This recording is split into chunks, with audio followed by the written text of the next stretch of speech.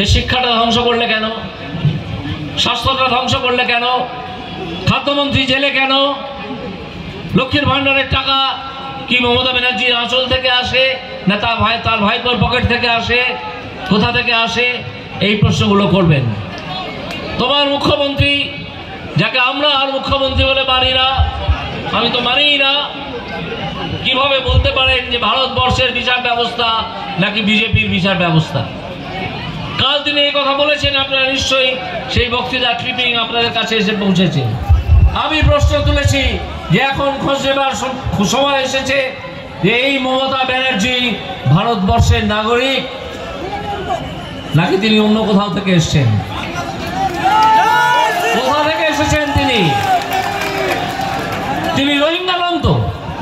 রোহিঙ্গা নন তো? এই প্রশ্ন আজ আমাদের তুলতে হবে। তুমি জেনে রাখো, তোমাকে নাক্ষত দিয়ে এই অভিযোগ ভারতবর্ষের বিচার ব্যবস্থা সম্বন্ধে আমি গর্বিত যে বিচার ব্যবস্থায় আমাকে ইনক্লুড করা হয়েছিল।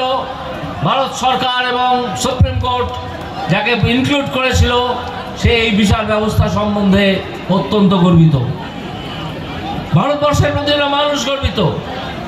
অনেক ধরনের রায় অনেক সরকারের বিরুদ্ধে, অনেক রাজনৈতিক দলের বিরুদ্ধে যায়। তার জন্য ভারতবর্ষের বিচার ব্যবস্থাকে বলা হয়, কেউ বলেছে কোনোদিন যে এই বিচার ব্যবস্থা হচ্ছে বিজেপির বিচার ব্যবস্থা? যদি বিজেপির বিচার ব্যবস্থাই হবে, তাহলে ইলেকশন বন্ড কিভাবে সুপ্রিম কোর্ট সেটিসাইড করলো? নির্লজ্জ মিথ্যাচারী মুখ্যমন্ত্রী এই মমতা বন্দ্যোপাধ্যায়। তিনি মনে রাখবেন, আর বাংলার মুখ্যমন্ত্রী থাকার যোগ্যতা তার নেই। তাকে আমি ব্যক্তিগতভাবে আর মুখ্যমন্ত্রী বলে সম্বোধন করি না, আমি তাকে মমতা ব্যানার্জি বলি। এবং আমি আপনাদের কাছে আবেদন জানাবো যে এই মমতা ব্যানার্জিকে আর মুখ্যমন্ত্রী হিসেবে সম্বোধন করবেন না, তাকে মমতা ব্যানার্জি বলবেন। তিনি ওই আসনে, যে আসনে বিধান রায়, প্রফুল্ল সেন ইত্যাদিরা বসেছিলেন, অজয় মুখার্জির মতো মানুষ বসেছিলেন। এই অজয় মুখার্জি এই তমলুকের মানুষ বসেছিলেন, প্রফুল্ল সেন আরামবাগের মানুষ, বিধান রায় কলকাতারই মানুষ। এরা যারা বসেছিলেন, সেই আসনে বসার যোগ্যতা তুমি জোচ্চোর একটা দলের প্রধান, তোমার সেই ক্ষমতা নেই। তিনি প্রকাশ করেননি।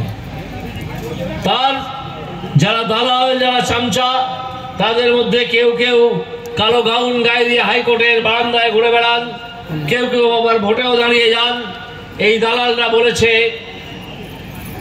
যে যে সম্পত্তির হিসেব ইলেকশন কমিশনকে দেওয়া হয় ভোটের সময়, সেই সম্পত্তির হিসেব দেওয়া হবে।